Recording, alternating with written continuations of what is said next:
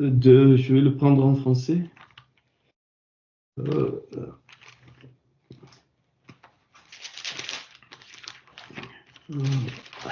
Excusez-moi, j'aimerais beaucoup le prendre en hébreu, mais voilà. Mais donc en hébreu, je veux pas parce qu'il y a beaucoup qui donc Eshayahu, donc Ésaïe, c'est-à-dire le salut, hein, ce qu'on appelle le salut, mais pas au sens. Il est dit puis donc un rameau, hein, enfin, dans le texte français, donc une branche, un rejeton. Donc, en fait, c'est une racine éternelle. Sortira du tronc d'Ishaï et un rejeton naîtra de ses racines. L'esprit de l'Éternel reposera sur lui. Et là, il y a la montée dans les 7 séphirotes du bas.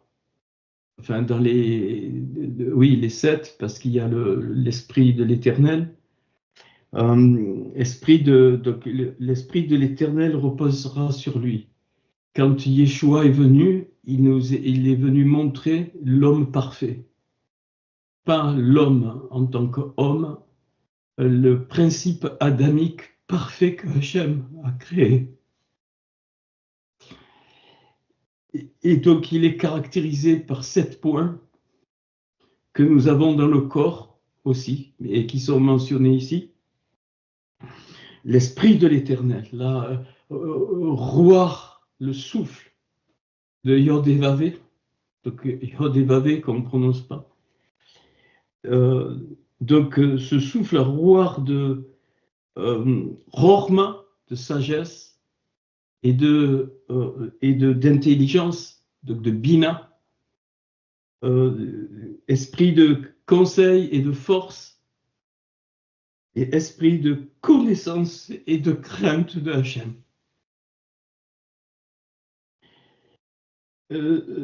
C'est ce que Yeshua est venu montrer de la part parce qu'il est le Mashiach.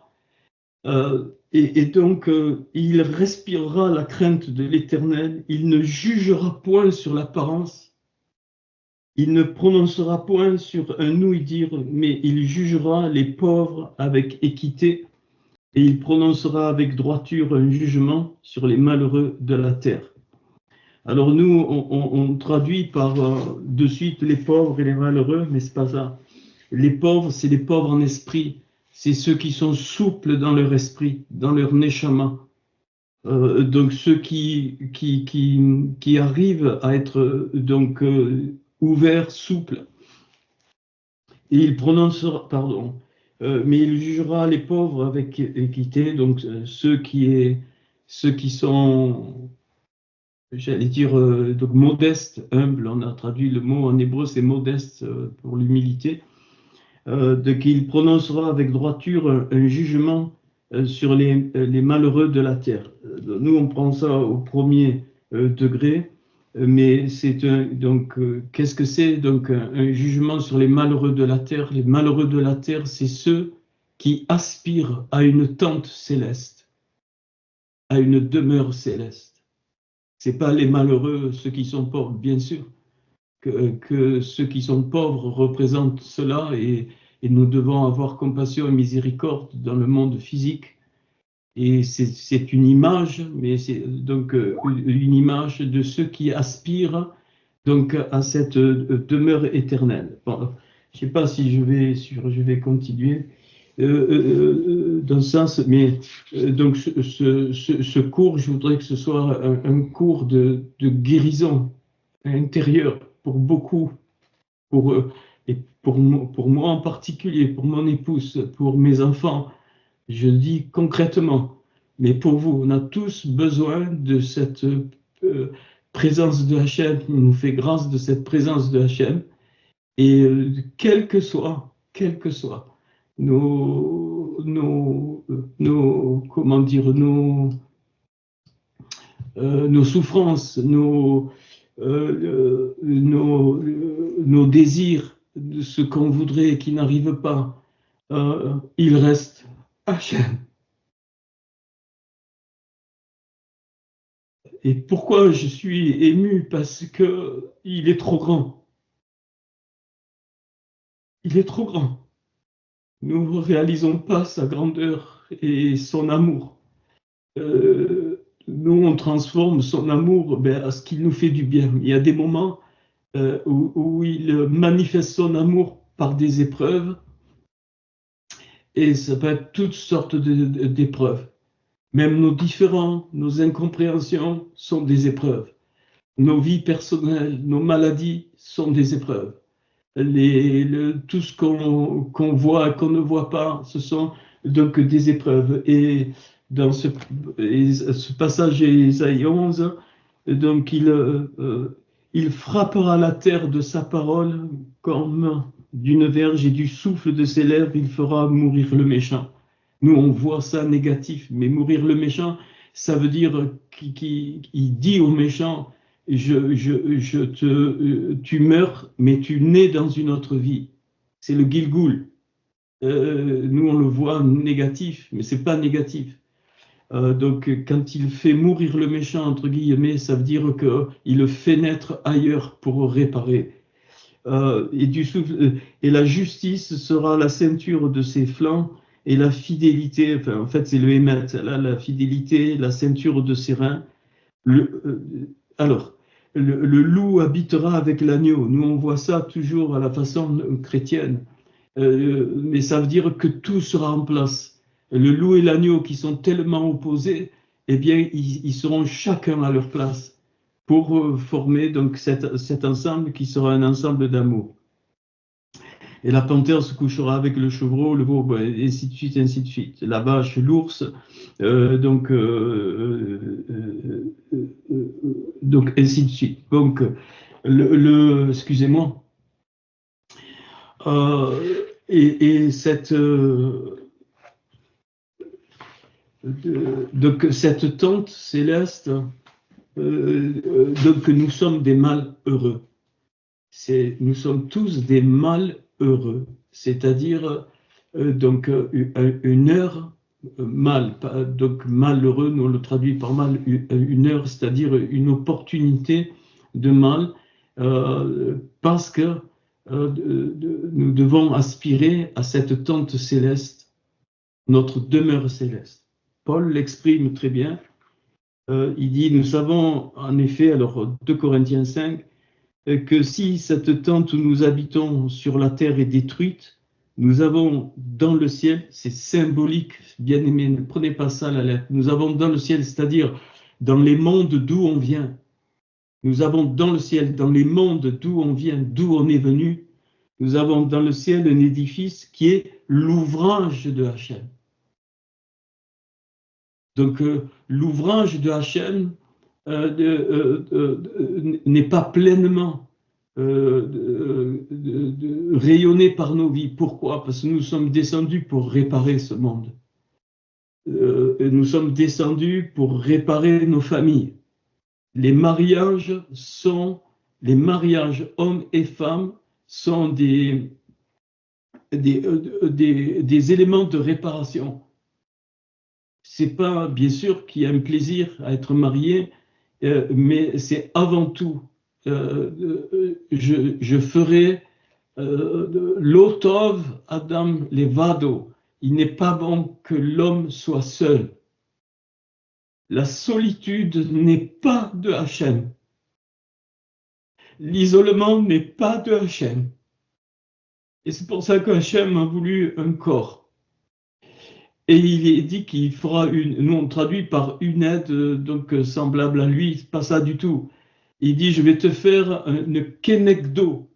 Kenegdo, c'est magnifique, c'est presque intraduisible. Un miroir. Comment expliquer?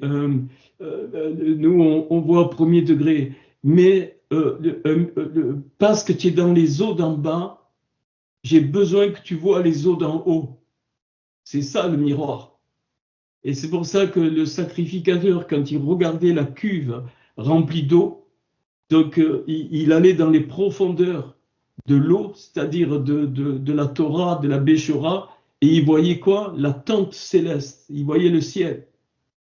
Et toutes les étoiles sont des symboles qui sont toutes les âmes que Hachem a créées, les étoiles, les galaxies. Je ne suis pas fou. C'est une image de ce que Hachem a créé avec les âmes, de toute l'humanité, toute la race adamique, sont des étincelles, sont des étoiles, et il y a des galaxies, des ensembles de galaxies. Il y a ce qu'on appelle des clusters, ils forment un corps. L'univers me parle d'un corps. Il n'y a pas d'individualité dans l'univers. Ça n'existe pas. Et donc, c'est... Peut-être vous allez dire, mais bon, il devient fou, je m'en fous. Un édifice qui est l'ouvrage de Hachem. L'ouvrage de Hachem. Nous sommes que le reflet de ce que Hachem nous a créé et on ne sait plus comment on a été créé. On ne peut pas le savoir. Parce qu'il y a une frontière entre les eaux d'en haut et les eaux d'en bas. Et nous, on a fait une séparation. Mais non, c'est une frontière osmotique, c'est-à-dire qui laisse passer. Et donc la présence de Hachem laisse passer cette dimension que nous connaissions, dont heureusement, qui nous a mis un tilt dans le programme pour que nous ne rappelions pas le bonheur que nous avions d'être dans le principe adamique de la création de départ. Vous sortez de là. Nous sortons de là. C'est pas, si, tu ne pourrais pas vivre si tu avais le souvenir de cette, j'ose dire le mot qui me plaît pas, mais parce que c'est un hébreu, de cette dimension, cette béatitude, avant qu'il y ait la chute, ce bonheur de la connaissance parfaite où il y avait tout, et on ne peut plus l'avoir. C'est plus possible. Et heureusement qu'on n'a pas ce souvenir. Heureusement qu'on n'a pas ce souvenir parce que sinon on se donnerait la mort. Parce que nos étincelles étaient trop heureuses, c'était le bonheur parfait. Et ça, donc il faut le comprendre. Et c'est le principe même du Yeshua, c'est le principe même du salut, c'est ça le salut. C'est pas lever la main dans un endroit et je suis converti au Seigneur. Bien sûr, c'est le résultat, mais le principe du salut, c'est ça. C'est savoir d'où on vient. Et c'est pour ça que Paul parle de prédestination. Mais nous, on traduit prédestination. Alors, il y a des âmes qui sont vouées donc à ne pas connaître. Il y a des âmes qui... c'est pas ça du tout. C'est-à-dire, nous avons été prédestinés, nous avons été préparés comme des étincelles pour descendre. Et pourquoi réparer? Bien sûr, nous-mêmes, nous sommes réparés, mais réparer le monde, c'est quoi? C'est que le principe même de la vie éternelle, nous en soyons les canaux pour le communiquer. Donc, on ne parle pas d'évangélisation, ça n'a pas de sens pour moi aujourd'hui dans les dimensions auxquelles on est allé. Donc, c'est pas ça. Ce rayonnement qui vient d'en haut, eh bien, passera toujours par ce qu'on appelle la Kohéla, l'épouse, parce qu'Hachem l'a voulu ainsi. Et ce qui est dans l'ombre aujourd'hui, un jour sera dans la lumière. Chacun de nous, nous sommes des éléments qui vont communiquer autour de nous, même sans parler, des principes vitaux qui, lorsqu'ils vont toucher d'autres, même sans parler, eh bien, vont devenir à leur tour des principes vitaux, mais peut-être dans une autre vie. Ok. Et donc, cette demeure éternelle, Paul dit, n'a pas été faite de main d'homme. Elle n'a pas été façonnée par l'homme, par l'être humain.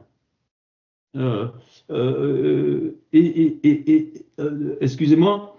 Et donc ici, et Paul dit aussi, nous gémissons dans cette tente, désirant revêtir notre domicile céleste. L'encre de l'âme, c'est le désir de revêtir notre domicile céleste. Et c'est l'unique corde qui nous attache avec notre demeure céleste, de là où nous venons. C'est pour ça que Yeshua reprendra ça de façon particulière. Il dit, il y a plusieurs demeures dans la maison de mon Père. C'est-à-dire, il y a plusieurs âmes éternelles que j'ai fait, pas lui, mais que mon Père a fait descendre pour la réparation. Et Yeshua, il est le principe, il est le cerveau. C'est pour ça qu'il a été crucifié au Golgotha, au crâne, parce qu'il est le cerveau de ce Adam parfait qui avait été créé. Il est l'intelligence même de tous les adamiques, tous sans exception. Il dit si du moins nous sommes trouvés vêtus et non pas nus. C'est pour ça qu'il y a eu donc le haroum, la nudité après la faute. Parce que nous n'avions pas besoin de peau, nous n'avions pas besoin d'être vêtus dans cette dimension parfaite où nous étions. Tout était. Donc tout était lumière. Pardon, pas nu, car tandis que nous sommes dans cet temps, nous gémissons accablés parce que nous ne voulons pas, non pas nous dépouiller, on le comprend mal, c'est vrai, nous voulons non pas nous dépouiller, mais nous revêtir afin que ce qui est mortel soit englouti par la vie. C'est-à-dire que le désir de notre cœur, effectivement, c'est de se revêtir pour réintégrer cette demeure céleste éternelle. Et c'est pour ça que nous souffrons. Et c'est pour ça qu'il y aura toujours des épreuves. C'est pour ça. Et l'encre du salut, elle est là. Le mot corde et et espérance est le même mot. C'est exactement le même mot. Donc, et la vraie espérance, c'est pas j'espère dans le sens humain. La vraie espérance, c'est savoir que notre neshama est attaché par cette corde de l'espérance, c'est-à-dire cette corde éternelle qui est symbolisée par le cordon d'argent dans Ecclésiaste, qui jamais ne sera enlevée. Bien sûr, c'est une autre dimension, je vous l'accorde. Et c'est pour ça il faut afin que ce qui est mortel soit englouti par la vie. Ça ne veut pas dire que la mort va disparaître. Ça veut dire que, eh bien, il y aura plusieurs étapes pour nous amener finalement de l'autre côté de la couronne, de la Kéter, pour entrer définitivement dans la demeure éternelle où nous étions. Nous sommes donc toujours pleins de confiance, d'espérance, il dit la même chose. Et nous savons qu'en demeurant dans ce corps, nous demeurons loin du Seigneur. Je relis. Et nous savons qu'en demeurant dans ce corps, nous demeurons loin du Seigneur. Donc par notre nature même, nous sommes loin du Seigneur. La seule chose qui nous rapproche du Seigneur, c'est cette prise de conscience de la demeure éternelle, que nous étions une demeure éternelle, et donc nous devons revêtir donc cet habit céleste, cette demeure donc éternelle. Et là, il va introduire le principe de la Emouna. Pourquoi? Alors, nous avons traduit, je lis en français exprès pour que vous fassiez le parallèle. Nous demeurons loin du Seigneur, car nous marchons par la foi et non par la vue. Nous marchons par la Emouna, ça veut dire nous savons que nous sommes reliés à notre étincelle éternelle par la Emouna, c'est-à-dire le principe de vie éternelle qui est partout, même dans la matière. Tous les mouvements dans la matière, dans l'infiniment petit que les physiciens ont pu trouver, ben, tout est en mouvement. Tout, et au bout d'un moment, on ne trouve plus rien du tout. On ne trouve pas de matière au sens particulier. C'est la physique quantique, mais tout bouge. Tout est en mouvement. Tout. Ça, c'est la Emouna. Ça, c'est la foi. Vraiment, ça n'a rien à voir avec la croyance. Avoir la foi, croire, ça n'a rien à voir du tout. Ça veut dire que je reconnais que partout, il y a la Emouna, et c'est cette Emouna qui donne le principe vital, le principe du mouvement, de l'être, comme il est dit dans la Bémécoire. Et ça, c'est une réalité. Hein, c'est la seule réalité que je puis percevoir à condition d'avoir cette dimension que je ne suis pas d'ici, que je viens d'ailleurs, que je suis descendu d'ailleurs, et ce ailleurs, j'ai plus de souvenirs. Je n'ai plus, je ne peux pas avoir. Il est impossible que je puisse avoir un souvenir de cette demeure céleste, parce que sinon on mourrait. On ne pourrait pas tenir. C'était un tel bonheur, bien aimé, et qu'on ne pourrait plus tenir sur cette vie. Et voilà pourquoi nous devons nous revêtir. Voilà pourquoi nous devons de mettre ces habits comme faisait le sacrificateur. Et il mettait des caleçons, des habits, il se revêtait de fin lin. Le fin lin, c'est la Torah. Alors, ce que j'ai trouvé, c'est donc le poisson de lin, c'est la Torah, et l'oiseau de soie, c'est la Béchora. C'est-à-dire qu'il y a donc le revêtement de la Torah qui fait l'interface avec l'expression concrète de la Torah qui est la Béchora. Et c'est ce que Yeshua est venu montrer et pour que nos yeux s'éclairent.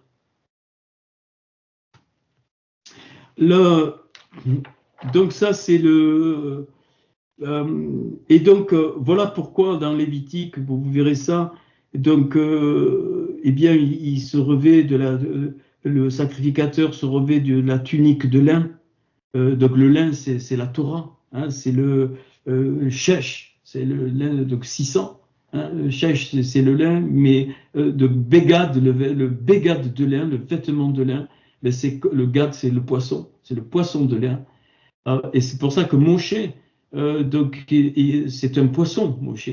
Il a été tiré des eaux, on dit entre guillemets.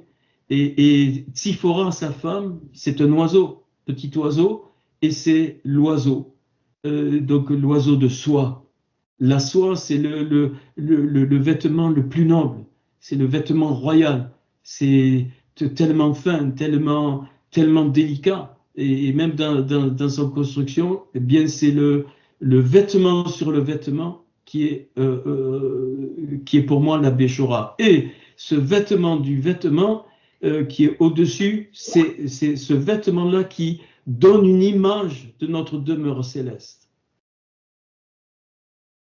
Et donc la Torah, qui est le vêtement de lin à l'intérieur, eh bien c'est nous en tant qu'hommes ici, terrestres. C'est pour ça que nous devenons des Torahs vivantes. Mais la soie au-dessus des vêtements, je ne peux pas la capter avec ma nature humaine.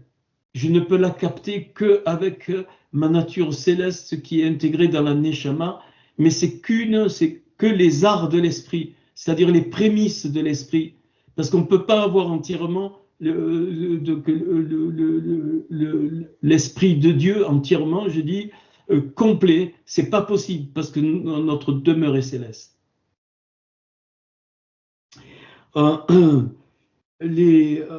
Ok.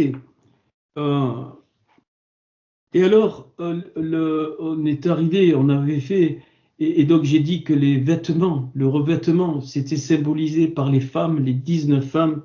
Donc, j'ai pas eu le temps de préparer les planches, mais je pourrais le faire et les envoyer. Donc, bon, on a vu Sarah, Agar, donc Ketura, donc très vite, femme d'Abraham. Mais ce qui est intéressant, on va voir ce soir dans ce que j'ai dit au début, hein, donc ce cours dédié à ce shalom, ce paix, cette présence, eh bien Rivka, donc la femme d'Yitzhak. Et en fait, Yitzhak était l'oncle de Rivka. Pourquoi? Quand Abraham il envoie son serviteur pour trouver femme, ainsi de suite, bon, peu importe. Mais il y a un texte, donc, en hébreu, c'est à peu près pareil, Genèse 22, vous notez ça, Genèse 22, il y a trois, je ne sais plus où je suis, parce que c'est entre la Torah qui va à l'envers, enfin qui va à l'envers. Genèse 22, verset 22, je crois. Oui, voilà. Alors, on ne sait pas. Alors, il est mentionné que quand il est. Alors, j'ai plus la référence. Le premier verset qui mentionne Rebecca au moment de son mariage avec Isaac, il nous est explicitement dit qu'elle était fille de Bethuel et on nous donne la référence. Et je me suis dit, mais pourquoi on a besoin de. Et donc, on retrouve ça dans Genèse, 22, verset 20. Après ces choses, on fit à Abraham, je prends en français, donc un rapport en disant, voici, Milcha a aussi enfanté des fils à Nahor ton frère. Des fils à Nahor ton frère.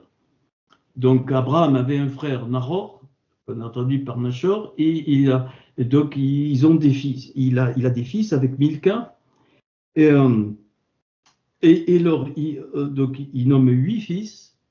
Donc, Outs, son premier-né, on va voir, donc Buz, ainsi de suite, donc il les nomme, et Bethuel, et puis il est dit, et Bethuel a engendré Rivka, Rebecca. Pourquoi cette précision?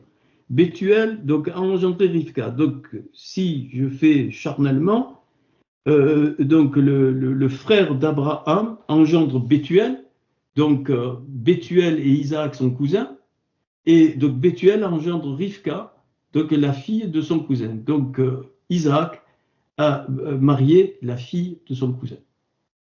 C'est ça, donc c'est très clair. Et pourquoi alors on met les 8 fils à part? Bethuel a engendré donc Rebecca. Ce sont là les 8 fils que Milka a enfantés à Nachor. Qu'est-ce qu'elle vient faire Rebecca ici, Rivka? Eh bien, en fait, Rivka, là, sa naissance m'indique qu'elle prend 8 revêtements, les 8 fils, ses 8 frères. Et donc, quand Paul il nous dit de nous revêtir, alors il y a autre chose, mais si on prend que cet élément, or Rivka, excusez-moi, j'ai vraiment pas eu le temps, Rivka, donc Rebecca, donc ça veut dire attaché par le cou.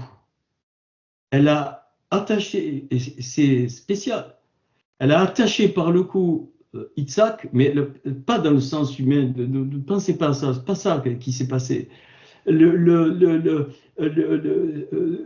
Ça voulait dire que, alors, Rivka, pour moi, la représente l'épouse en tant que corps, qui est donc amoureuse de Isaac, pas dans le sens charnel.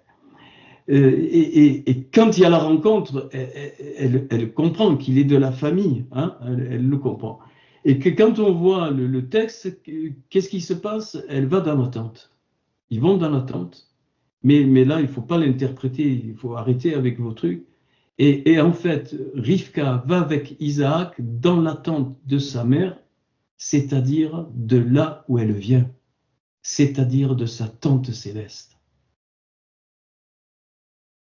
Et elle ne peut rentrer dans cette tente qu'avec Isaac.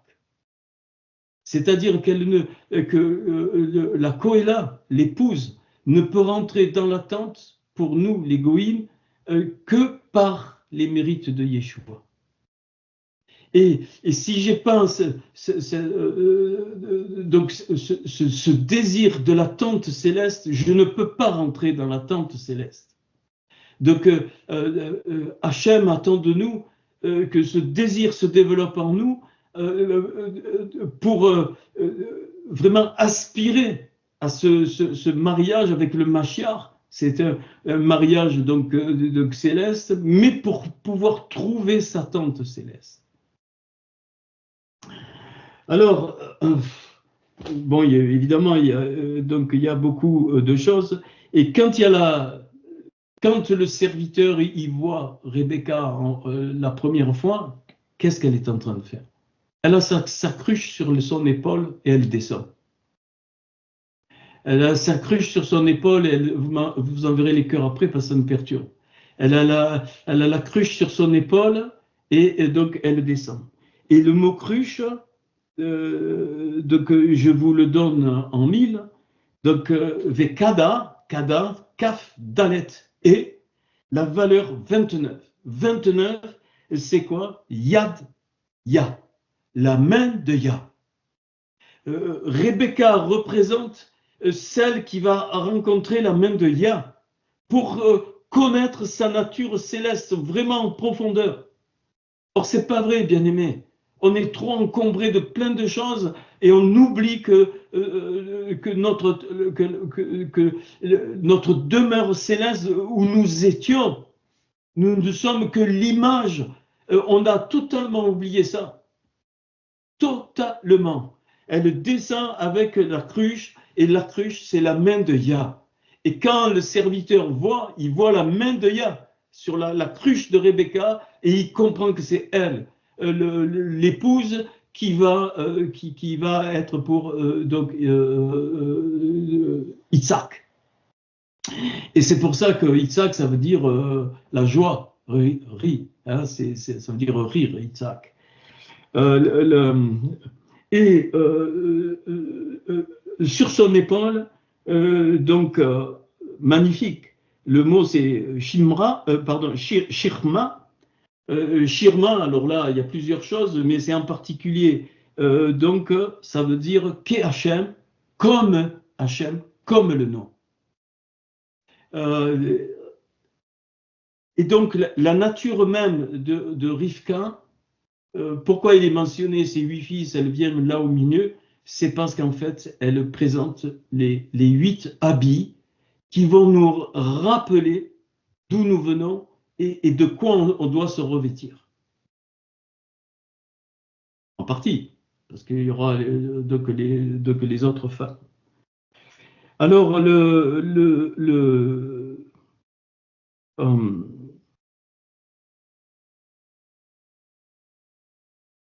j'avais noté quelque chose, mais je ne me souviens plus, qu'il faudrait que je dise maintenant. Bon, c'est pas grave, ça, ça reviendra. Alors, quand on regarde le texte, donc Rivka est magnifique. J'inverse les lettres de Rivka. Rivka, ça s'écrit Resh, Bet, Kof et He. Et je les inverse, E, Kof, Bet, Resh, à Kever, le tombeau.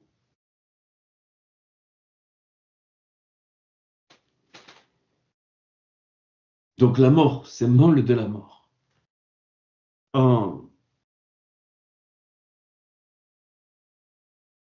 Et donc le cœur même qui est présenté là par Rivka, c'est la mort et la résurrection. Mais nous, on le voit vraiment, charnellement, un mort qui ressuscite. Ça ne veut pas dire que ça. Peut-être de l'époque du Seigneur, les morts ont ressuscité réellement. Aujourd'hui, je doute. Parce que c'est un symbole très fort. Il faut, pour que cette demeure céleste devienne vivante en nous, il faut absolument passer par la mort. En tout cas, par le principe de la mort, qui va donner le principe de la vie, mais uniquement parce qu'on est dans ce monde physique. Et donc, il y a une mort et une résurrection individuelle pour ça, c'est no Gilgul, mais à la fin, il y aura le final, la résurrection des morts. Alors, Rivka, elle transporte ces 8 habits, si je peux parler ainsi, avec elle, c'est ses 8 frères. Sinon, on ne l'aurait pas mentionné là en plein milieu. Bon, il est dit, donc, tel fils, l'aîné, et tel fils, tel fils, tel fils, 8 fois, et puis d'un coup, et donc il n'est pas dit, et il eut une fille, non. Et donc Rivka, donc Rebecca, qui était donc fille de Bethuel. Alors Bethuel, ça veut dire demeure de Dieu, demeure de Dieu, mais ça veut dire aussi Dieu détruit. Donc la demeure de Dieu ne peut être comprise, la demeure éternelle, notre tente éternelle ne peut être comprise, comme dit Paul, que si cette tente terrestre, nous comprenons qu'elle est en devenir comme l'image, c'est la métamorphose chenille et papillon. Mort, résurrection, chenille et papillon, chenille et papillon, chenille et papillon, pour rejoindre donc la demeure céleste. Et le mariage entre Milka et Nahor, donc Nahor, frère de Abraham, qui va donner Bethuel et Bethuel va donner Rivka. Donc Nahor, ça veut dire donc qui souffle, qui renacle, qui est pas content, hein, qui est pas content. Et Milcha, donc ça veut dire la reine. Euh, et donc, qu'est-ce que veut dire ce mariage? Milcha, c'est l'épouse, la reine. D'ailleurs, c'est les mêmes lettres que Kala, mais Kala, donc ce qui vient de l'épouse, c'est Milra, c'est la reine, représente ce qui est céleste, mais les principes éternels qui nous ont donné vie. Et Nahor représente le mécontentement de la chair. Et il faudra ce mariage pour donner Bethuel, c'est-à-dire pour avoir conscience de la demeure de Dieu, mais en même temps que Dieu détruit. Parce qu'il y a l'ambivalence, il y a les deux. Nous transportons dans notre chair donc la demeure céleste, mais il faut le mariage entre les deux. Il faut absolument. Et d'ailleurs, ça veut dire aussi qui ronfle. Et Nahor va entraîner donc un sommeil dont Paul parle. Il dit, mais voilà, ceux qui sommeillent, ceux qui sont endormis. Milka, la reine, va donc représenter donc, donc ce souffle donc, céleste. Alors, le premier fils qu'ils ont, c'est Outs. Je vois que vous ne notez pas. Moi, je trouve que c'est bien de noter parce que quand on note, c'est nos références à nous. Outs, qui veut dire boisé. La racine, c'est etz. Eh bien, cet habit, c'est le rappel le rappel de la sagesse. C'est l'habit de la sagesse, mais qui nous rappelle qu'en Éden, dans ce lieu, eh bien, nous étions nourris de la connaissance de l'arbre de vie et de la connaissance et de l'arbre de la connaissance du bien et du mal. Enfin, nourris. Donc, il y avait donc, ces deux arbres. Et ça me ramène à 1 Corinthiens, donc 1 Corinthiens 1, 18 à 31.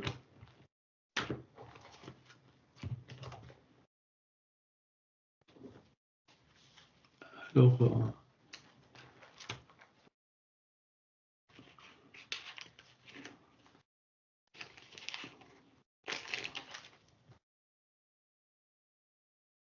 car la prédication de la croix est une folie pour ceux qui périssent. Alors toujours pareil, vous entendez au premier niveau. Et j'y peux rien. Hein, et je pense qu'il faut faire un travail personnel là-dessus. Pour ceux qui périssent, mais pour nous qui sommes sauvés. Alors là, pour nous qui sommes sauvés, c'est pas sauvés, c'est pas ça. Pour nous qui savons d'où nous venons. Pour nous qui transportons le principe éternel de la vie, donc le salut. Moi, J'en vois très peu qui prennent des notes. Moi, je ne comprends pas. Je vous dis mon mécontentement, je ne comprends pas. Vous dites parce que je vais réécouter, ben, je crois que tout le monde sait que quand on étudie et qu'on prend des notes, ça n'a rien à voir avec je vais réécouter le cours. Mais bon, je me tais, je ne dis plus rien du tout. Euh, pour ceux qui périssent, mais pour nous qui sommes sauvés donc, je viens de dire, c'est une hase de Hachem, la puissance de Dieu. Et donc ce premier habit outs de l'arbre de la sagesse, c'est la puissance de Dieu. Se revêtir de la puissance de Hachem. Nous, on voit la puissance de Hachem, je vais faire des miracles. Non. La puissance de Hachem peut t'entraîner dans une souffrance terrible, comme Job. Et ce fils, c'est ce vêtement de la puissance de Hachem, mais qui peut passer par des choses horribles. Aussi est-il écrit, je détruirai la sagesse des sages. Alors en hébreu, c'est pareil. Je détruirai la sagesse des sages, de ceux qui prétendent avoir la sagesse. Et je rendrai nulle l'intelligence des intelligents. Donc c'est une autre dimension totale. Donc c'est un vêtement, ce premier fils, c'est Outs, c'est donc le vêtement des deux arbres, de l'arbre de vie et de l'arbre de la connaissance du bien et du mal. Malheureusement, ils ont devancé le temps. Je ne vais pas développer ça, c'est tout un cours là-dessus. Où est le sage? Allez, qui parle? Où est le scribe? C'est-à-dire l'intelligent. Allez, qui parle? C'est implicite dans le texte. Où est le raisonneur de ce siècle? Allez, allez, les arguments, tout ce que nous pouvons mettre comme argument humain, ce qu'ont fait les amis de Job. Hachem n'a-t-il pas convaincu de folie le principe de la sagesse du monde? Le principe de la sagesse humaine. On ne parle pas du monde, nous, on voit le monde, on voit les perversions, il ne parle pas de ça, le principe qu'il y a. Donc les eaux d'en bas, excusez-moi, car puisque les eaux d'en bas, moi je retraduis, enfin le monde, avec sa sagesse, n'a point connu Hachem.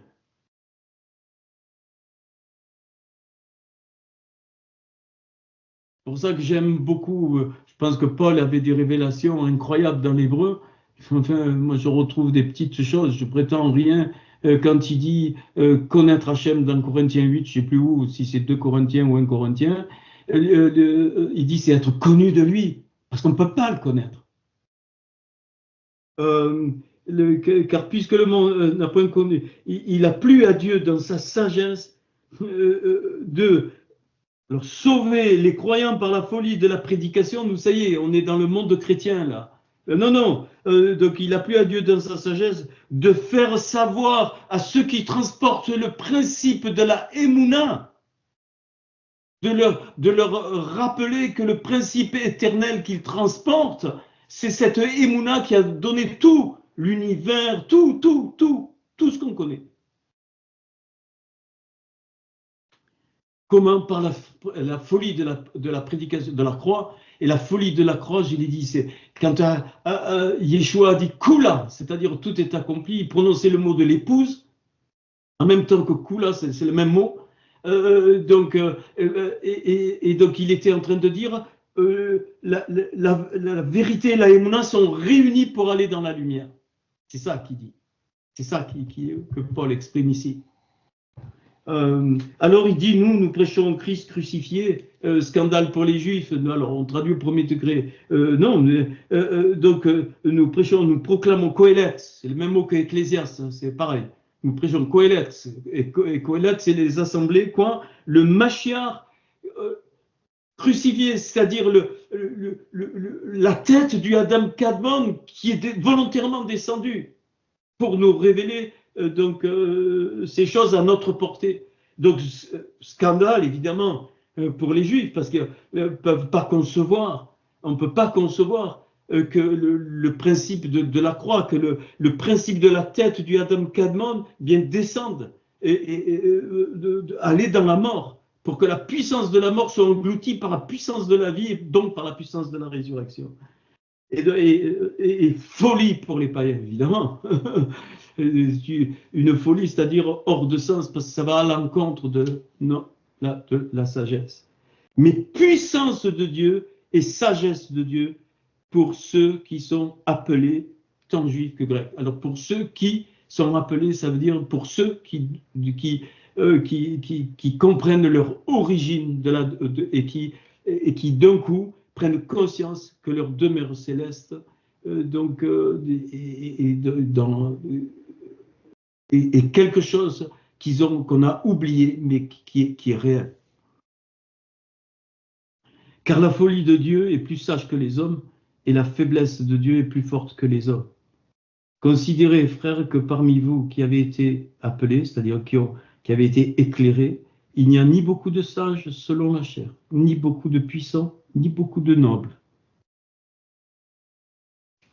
Mais Dieu a choisi les choses folles du monde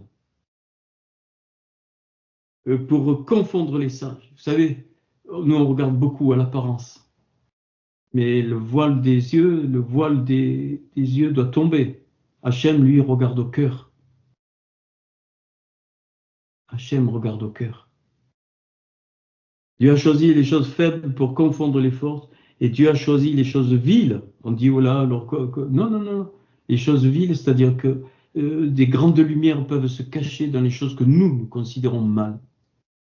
Parce que nous n'avons pas compris que le désir de notre cœur vers notre demeure céleste, c'est ça qui est vital. C'est ça qui fait de nous des enfants, entre guillemets, sauvés. Mais pas sauvés de quoi? Et celles qu'on méprise et celles qui ne sont point pour réduire au néant celles qui sont, afin que personne ne se glorifie devant Hachem. Notre demeure céleste ne peut pas se glorifier devant Hachem, parce qu'elle est elle a la nature de Hachem. Et alors il dit, oh, c'est par lui que vous êtes en Yeshua Mashiach, qui par la volonté de Hachem a été fait pour nous. C'est ça cet habit. Les goïms, nous pouvons prendre cet habit magnifique qui par la volonté a été fait pour nous, donc sagesse, justice, sanctification et rédemption, chose que nous n'avions pas. Alors Paul il dit que celui qui se glorifie dans le Seigneur, c'est-à-dire qu'il reconnaisse qu'il rien, on ne peut se glorifier de rien du tout, rien. Ok, ça c'est ce premier vêtement de Rivka, de Rebecca. Donc c'est 8, je répète, elle a 8 frères, 8 symboles de la résurrection, la surnature. Et donc c'est pour ça qu'il nous est donné son origine. Rebecca, fille de Bethuel, et elle, je répète, et donc elle va avec Isaac dans la tente. Quel mariage! Aujourd'hui, scandale, hein. Tu n'es pas passé devant la mairie, tu n'es pas... Non, mais si je ramène, il ne faut pas le ramener au niveau charnel. Scandale, allez lire, hein, même en français. Isaac est allé dans la tente, il a connu Rivka, ils se sont mariés comme ça. Enfin, moi, je ne vois pas autre chose au premier niveau. Mais ça ne veut pas dire... Hein, là, le symbole, il est par rapport donc à l'épouse. Et c'est à ce moment-là que Rivka, elle rayonne de sa demeure éternelle, qui est sa tente céleste. Et quand elle... et donc c'est pour ça qu'on connaît très peu de choses d'Isaac et de Rivka, parce que c'est la marque donc de l'épouse et donc du Mashiach. Donc premier habit. Son deuxième frère, eh bien, c'est un autre habit qu'elle va porter, Rivka, de bouse, mépris. Quand on méprise, donc un mépris qui vient du jugement. Donc l'habit du jugement, nous devons le revêtir. Pourquoi? Parce que c'est quand nous sommes jugés, dans le sens que je vais expliquer, que nous renaissons. C'est le principe même de la création. Quand Hachem, dans Genèse, donc crée, chaque jour est un jugement de ce qui avait été introduit donc avant la création. Et en fait, on voit ça dans Job, c'est la gloire de Hachem au travers de Job est une réponse, c'est une gifle, c'est un coup de poing, ce que tu veux, à cette énergie négative représentée par Satan. Chaque jour, si je prends premier degré, pas plus, hein, il y avait des ténèbres, la lumière.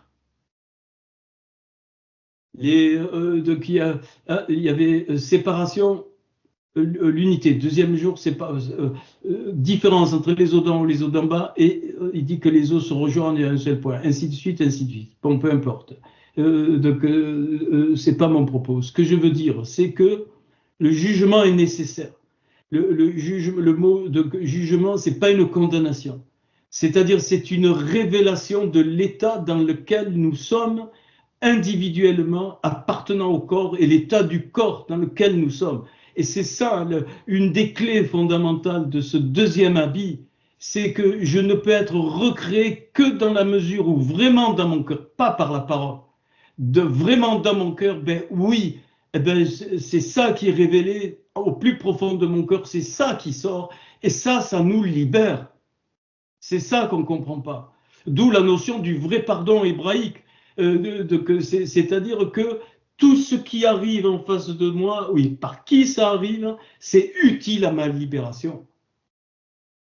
Vraiment, je suis très sérieux. C'est un jugement de Hachem dans le sens, c'est une mise en évidence, une déclaration de Hachem. Eh bien oui, Christian, je prends vraiment premier niveau, râle pas querelle. Ben oui, ce point-là chez toi, il est noir. Est-ce que tu le reconnais? Oui, oui, pas par la parole, dans le cœur.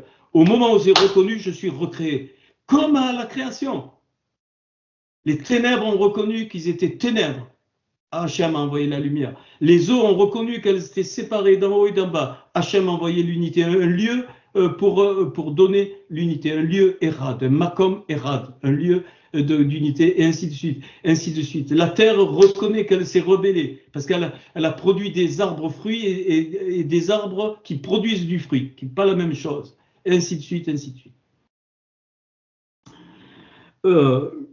Et ce jugement, c'est-à-dire cette mise en évidence, nous a été montré à la croix où le Mashiach a été méprisé. Méprisé. Il fallait que ça passe par là. Ne me demandez pas pourquoi, ça, c'est trop fort. Pourquoi? Pour que, eh bien, enfin,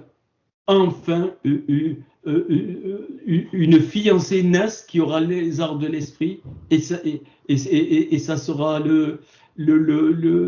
la marche de la Kohéla, la marche de l'épouse. C'est pour ça que Paul, il parle dans Éphésiens, hein, cette épouse sans tache et sans ride, ainsi de suite. Donc, ce deuxième frère de Rivka, c'est son deuxième habit, j'allais dire, donc l'habit du jugement. Et nous devons nous en revêtir. De bien-aimé.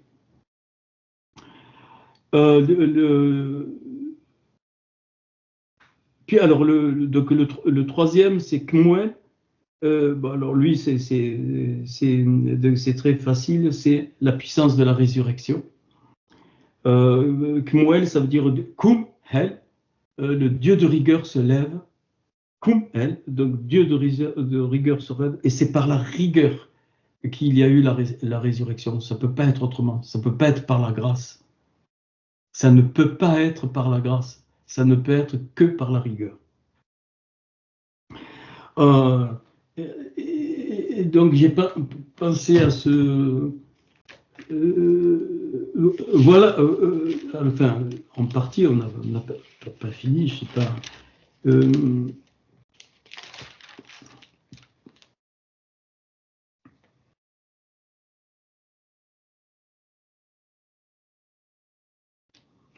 Alors, quand Paul, dans Romains 1, chapitre 1, verset 4, donc il introduit, donc, fils né de la postérité de David, en parlant de Yeshua Mashiach, déclaré Ben Elohim, donc on sait dans quel sens, avec puissance selon l'esprit de sainteté, par sa résurrection d'entre les morts, Yeshua Mashiach, Adonai, notre Seigneur.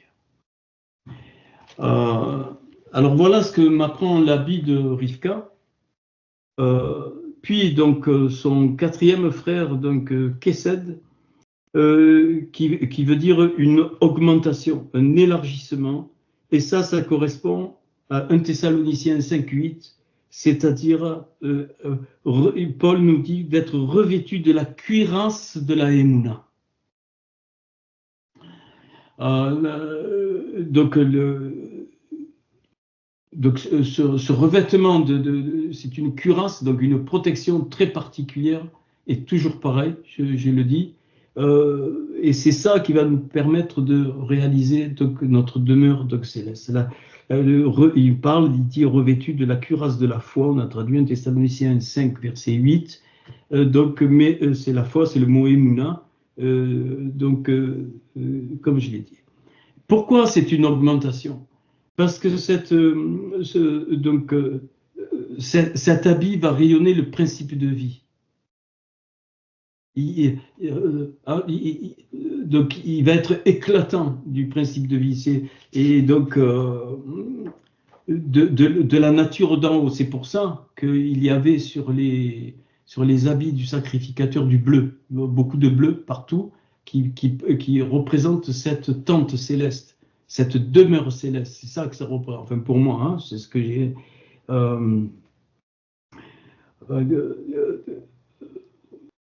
Et comment cela peut être?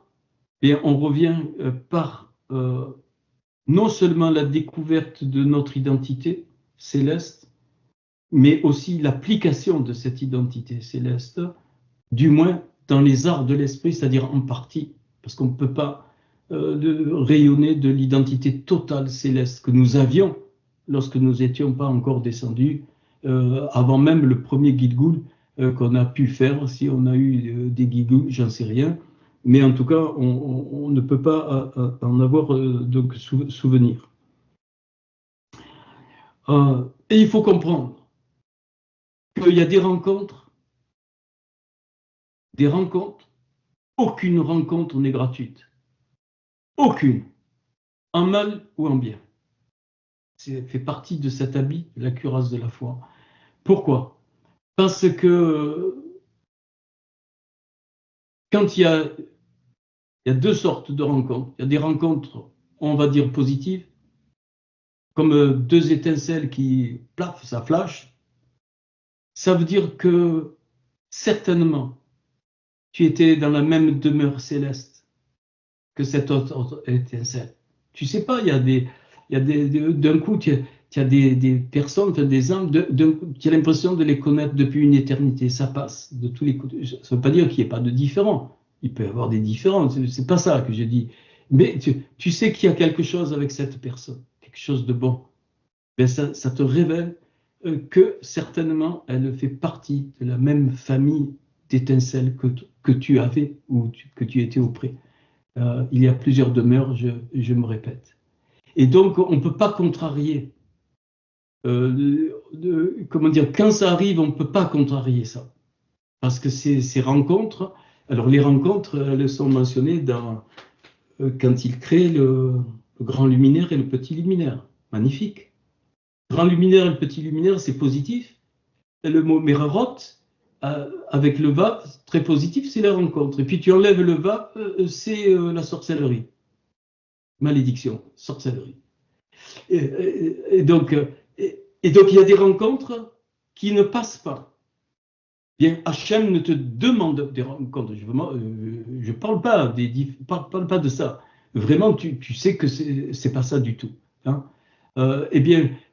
Ces choses-là, la cuirasse de la foi, donc nous permet, cet habit-là, nous permet de mettre en place la vraie disposition de chaque membre dans le corps du Mashiach. Ça ne veut pas dire qu'une rencontre qui ne passe pas, elle est condamnée, pas ça. Ça veut dire que ce n'est pas sa place avec toi. Tu ne sors pas du même endroit, donc ça ne peut pas aller. Si tu as un doigt, tu ne peux pas aller avec une jambe. Tu as un doigt, point. J'abrège parce que j'ai déjà parlé de ça. Eh bien ça, c'est donc le fils Kesed, qui veut dire donc augmentation, mais Kesed aussi peut se traduire par Keshed. C'est-à-dire, donc c'est positif quand c'est une augmentation, et Keshed, ça veut dire comme un démon, enfin comme une énergie shed, un shed c'est un ravageur, ça peut être une énergie négative. Une énergie négative, ça ne veut pas dire que c'est pas de Hachem. Ça veut dire que tu vas apprendre quelque chose de cette énergie négative. Et les choses doivent se remettre à leur place. Même il y a des personnes qui sont dans un Gilgoul où ils ne rencontreront jamais dans ce Gilgoul, peut-être un de tes enfants, jamais dans ce Gilgoul ce que tu voudrais que toi, ils découvrent. C'est pour ça que je dis il faut absolument laisser libre.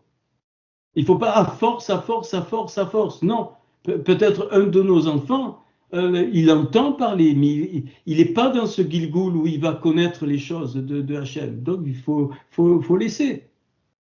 Et peut-être que eh bien, cette liberté va entraîner que dans son Gilgoul, il va y avoir des transformations qui peuvent accélérer un Gilgoul, sinon il est destiné à mourir, et puis dans un autre Gilgoul, eh ben, peut-être c'est son Gilgoul pour rencontrer donc les choses de Hachem. L'important, c'est d'avoir un adamique en face de soi. Je ne parle pas des êtres non adamiques. Il y a des êtres non adamiques, ça ne nous regarde pas. Moi, j'ai jamais trouvé, j'en sais rien. Leur devenir, je n'en sais rien, ça ne m'appartient pas. Je parle que des êtres adamiques, c'est-à-dire des êtres qui sortent de l'arche de Noé dans la symbolique, hein, donc, de la nouvelle humanité. Donc, et c'est pour ça que Paul il nous dit de revêtir l'homme nouveau.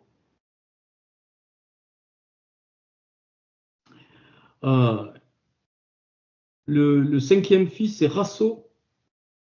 Rasso qui veut dire vision prophétisée. Correspond à Luc 4, 14, revêtu, habillé de la puissance de l'esprit.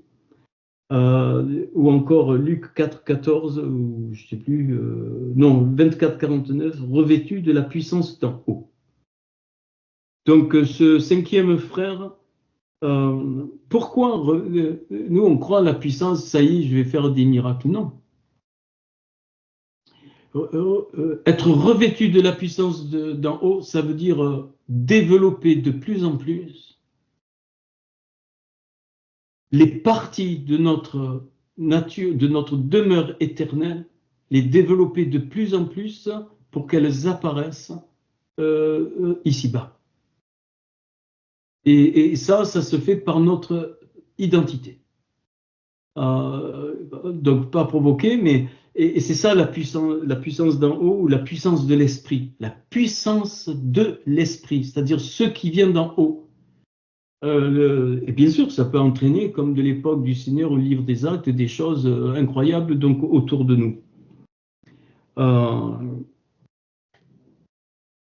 Alors ça, c'est la vision, c'est la prophétie de l'épouse. Être revêtu de la puissance d'en haut, de la puissance des choses éternelles, c'est la nature prophétique donc de l'épouse de l'Église. L'épouse ne peut être que prophétique dans le sens thoraïque du terme, c'est-à-dire qu'elle proclame le Naoum. Le Naoum, c'est-à-dire la parole soufflée, soufflée de l'esprit. D'où on comprend le fameux Jean 3, l'homme né de l'esprit ne sait pas d'où il vient ni où il va. Je ne sais pas, il est comme le vent. Et c'est normal. Le plus bel exemple de prophète qui nous donne ça, c'est Ézéchiel. Il allait irrité et furieux parce qu'il était pris par l'esprit. Et il y a des choses de l'esprit qui étonnent la chair, qui même bousculent. Donc la chair, la volonté humaine. Mais c'est un habit important. Et évidemment, tous les habits, vous avez compris, ils sont liés les uns aux autres. Hein. Ça c'est évident. Parce que tu ne peux pas avoir la puissance, toi, de l'esprit. On n'a pas ça. Le verbe avoir n'existe pas. Dans la Torah, ça n'existe pas, le verbe avoir. Quand un homme dit j'ai une épouse, il dit j'ai été béni d'une épouse. J'ai une voiture, j'ai été béni d'une voiture. Avoir au sens posséder n'existe pas. Ou alors c'est dans le sens négatif comme Caïn, possession, mais ça ne veut pas dire avoir au sens le verbe qu'on a. Le verbe être, oui, existe et y est. Hein, ça c'est être. Et donc être revêtu de cet habit ne nous appartient pas. Ces habits ne nous appartiennent pas parce qu'ils sont célestes, de nature céleste. Donc ils ne peuvent pas nous appartenir dans notre vie donc matérielle. Le sixième fils, excusez-moi, j'ai oublié, donc Pildash. Bon, je n'ai pas eu le temps de vous préparer la planche, mais je pourrais le faire. Pildash, qui veut dire une flamme de feu. Donc, il me renvoie aux chérubines du jardin d'Éden et aux chérubines au-dessus du tabernacle, et qui me renvoie à une création de feu. Parce qu'il est parlé de revêtir l'homme nouveau, ça, c'est, j'allais dire, vous allez être étonné, qui correspond au baptême d'eau. Être revêti de la puissance de l'esprit, c'est au baptême de l'esprit, ce qu'on a traduit par baptême de l'esprit. Et revêtir l'homme nouveau, Éphésiens 4, 24, créé selon Dieu, dans une justice et une sainteté que produit la vérité, ça c'est le baptême de feu.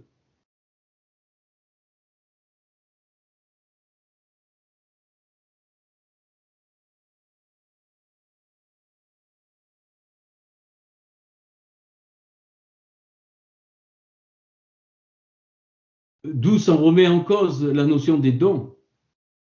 Qu'est-ce que sont les dons? Moi, j'ai un don de... Non, non, non, tu n'as rien. Tu as un canal disposé par Hachem pour que l'esprit coule dans telle efficacité. Mais personne ne possède aucun don. Hachem ne donne rien de céleste à personne, dans le sens possession. Tu as un canal qui potentiellement est ouvert aux choses célestes que Hachem a décidées. D'où ça remet en question ce qu'on appelle le don de foi, le don de guérison, le don de miracle. J'avais fait une étude sur les 9 dons. Mais dès que tu crois posséder un don, Hachem te l'enlève. Il ferme. On ne peut pas. C'est pour ça que le sacrificateur, avant de mettre ses habits de couleur, il mettait l'habit, les caleçons de lin. Parce que la peau ne peut pas toucher les habits célestes. Donc il fallait une interface. Et l'interface, les habits de lin, j'ai dit tout à l'heure, c'est la Torah. La Torah et les habits de couleur, c'est la Béchora. Magnifique. Et donc la peau, c'est notre nature. La peau représente notre nature. Donc il faut le fin lin d'abord, c'est-à-dire la Torah, aller dans les profondeurs de la Torah. Et quand Rebecca descend, c'est magnifique, elle descend où? À la source, avec la cruche sur l'épaule. Eh bien, c'est ça, elle descend dans les profondeurs du puits. Et puis, il est dit qu'elle remonte. Voilà, c'est ça que j'ai oublié tout à l'heure. Qu'elle remonte. C'est la mort et la résurrection. En descendant dans la profondeur du puits, elle remonte et c'est là que le serviteur va la reconnaître et va dire c'est l'épouse d'Isaac. C'est là qu'elle rentre dans le mariage avec le Mashiach et qu'elle découvre sa tante céleste. Waouh! Excusez-moi, hein, mais donc l'homme nouveau ici, c'est un homme de feu, du feu d'en haut.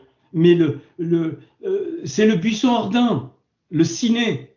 Le ciné, qu'est-ce qu'il voit Moïse? Il dit un phénomène incroyable. Il y a le feu, mais le buisson ne brûle pas. Parce que le feu de Hachem, si tu n'as pas cette notion que tu n'es qu'un canal, tu vas brûler, tu vas consumer totalement. Comme quand il y a eu les feux étrangers, ils ont été réglés, consumés. Les deux fils de Aaron, ils ont été liquidés. Tu peux pas. Qu'est-ce que c'est le feu étranger? C'est-à-dire penser que je possède des dons célestes. Ah, le Seigneur m'a donné le don de prophétie. Ah, le Seigneur m'a fait ça. Le don de n'importe lesquels, le don d'hospitalité, le de tout. C'est important pour cette génération d'Élysée. c'est important de comprendre ça. Je suis un buisson ardent que le feu ne consume pas parce que le feu ne m'appartient pas. C'est ça qu'il voit Moshe. Et il lui fait voir ça parce qu'il dit ça sera mon peuple.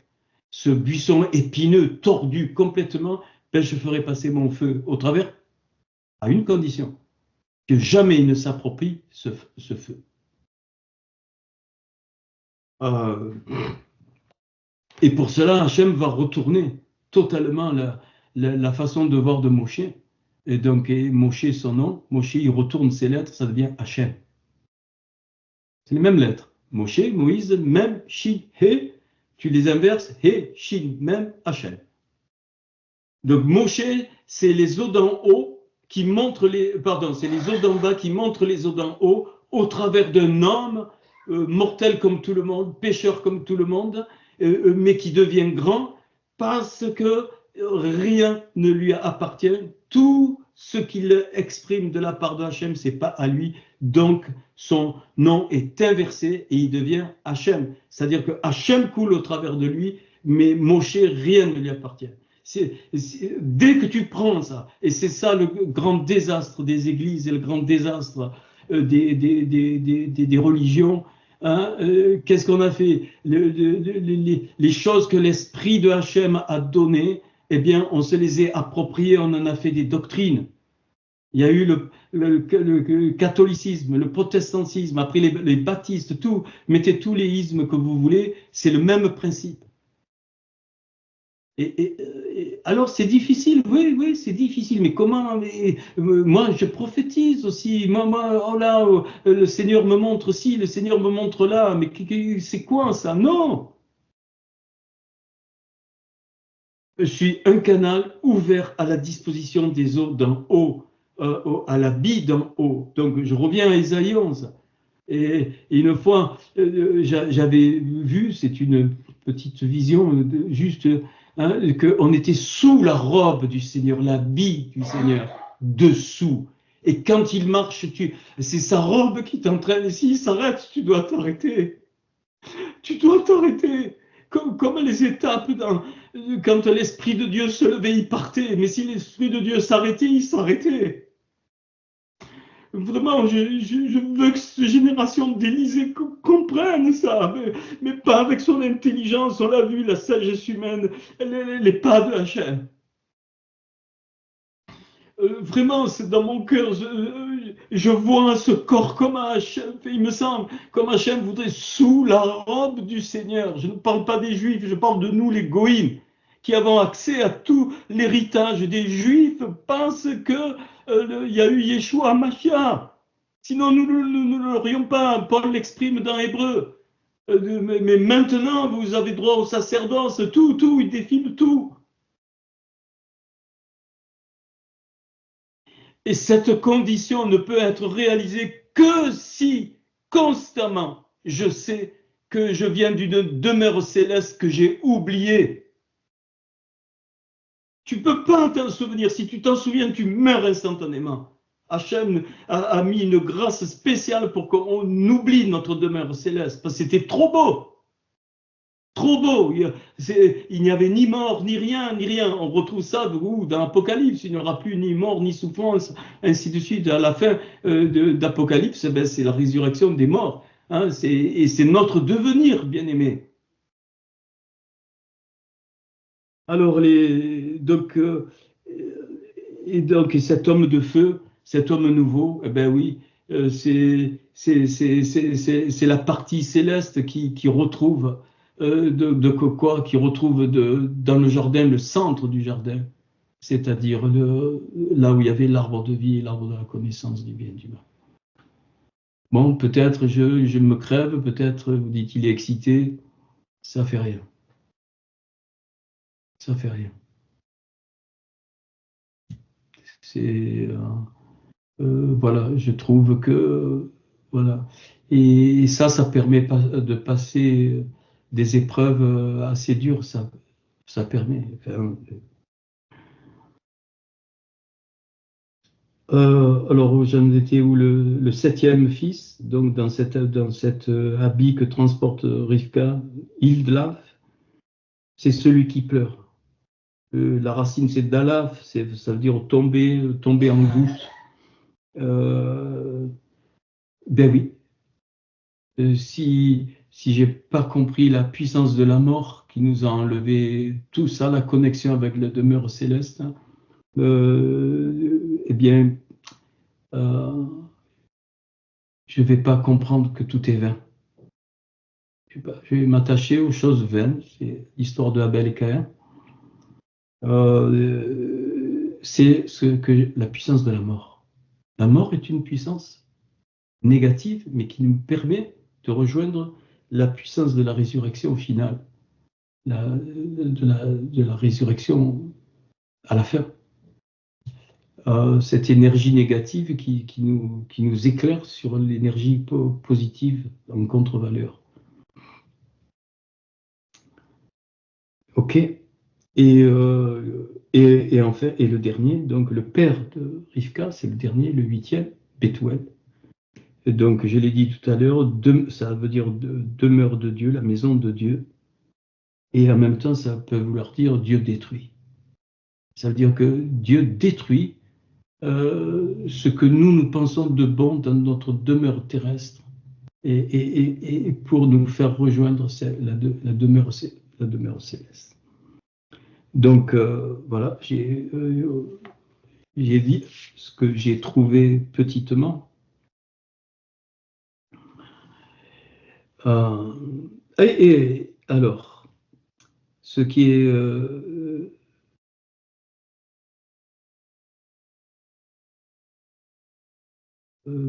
très intéressant, quand il est parlé de Rebecca, il est dit « et Rivka », tout le contenu de Rivka.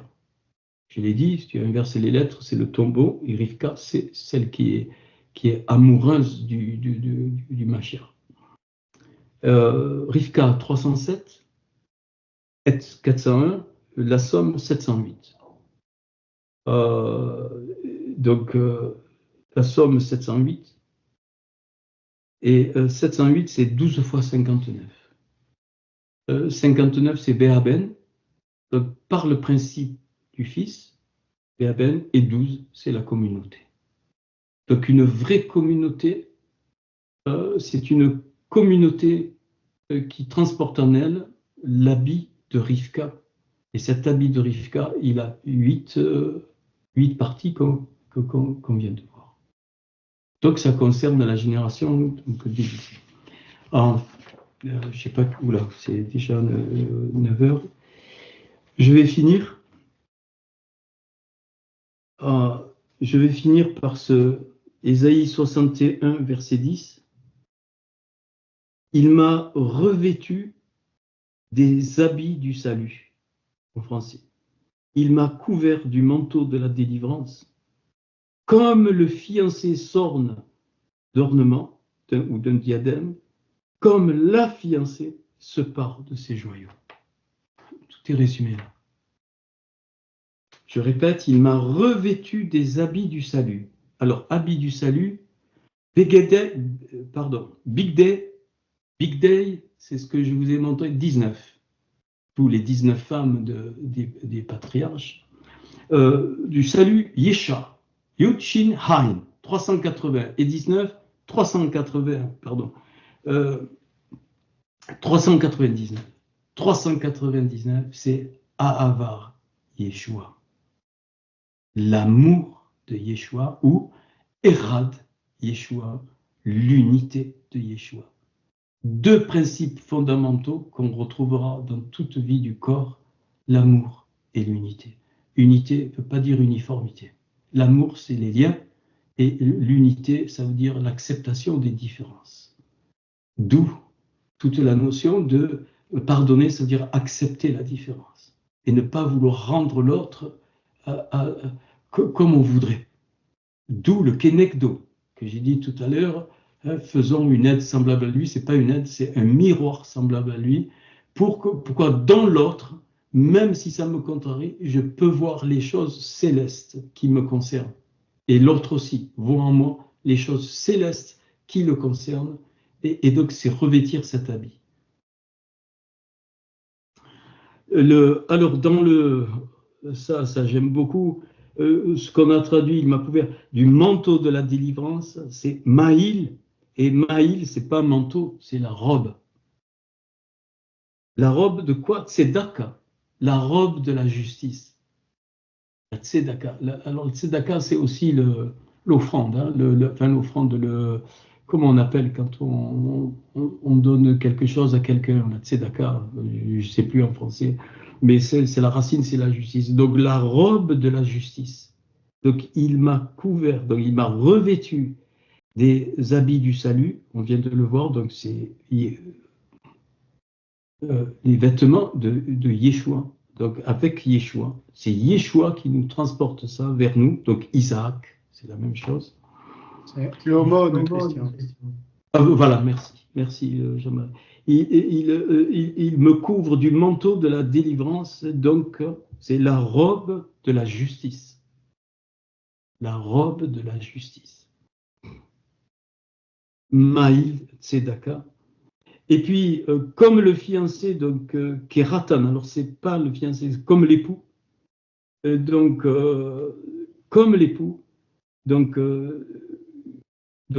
Yaakov, pas Yaakov, Yaken, pardon, Yaken, donc se part de père des ornements. Donc, prononce des ornements père, prononce, c'est les œuvres préparées d'avance. Donc, comme l'époux prononce les œuvres préparées d'avance, et puis, donc, comme la fiancée, ben, le mot c'est Kala et l'épouse. Donc, vous voyez, fiancé, non, c'est époux et donc et l'épouse. Et donc, excusez-moi. Donc, VKA, Tadé, c'est-à-dire ces joyaux. Et les joyaux Tadé, les joyaux Tadé, c'est exactement les lettres de Ada'at, la connaissance. Ta, Ain, Dalet et Tadé. Donc, c'est les joyaux de l'épouse. Les joyaux de l'épouse, tu inverses le mot, c'est Ada'at. Donc, la connaissance, donc pourquoi inverser? Parce qu'elle doit devenir vie. Cette connaissance, l'arbre de la connaissance qui devient vie ou dans l'épouse.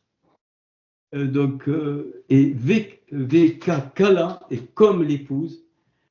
Alors, je ne vais pas le faire, ça serait trop long. 81.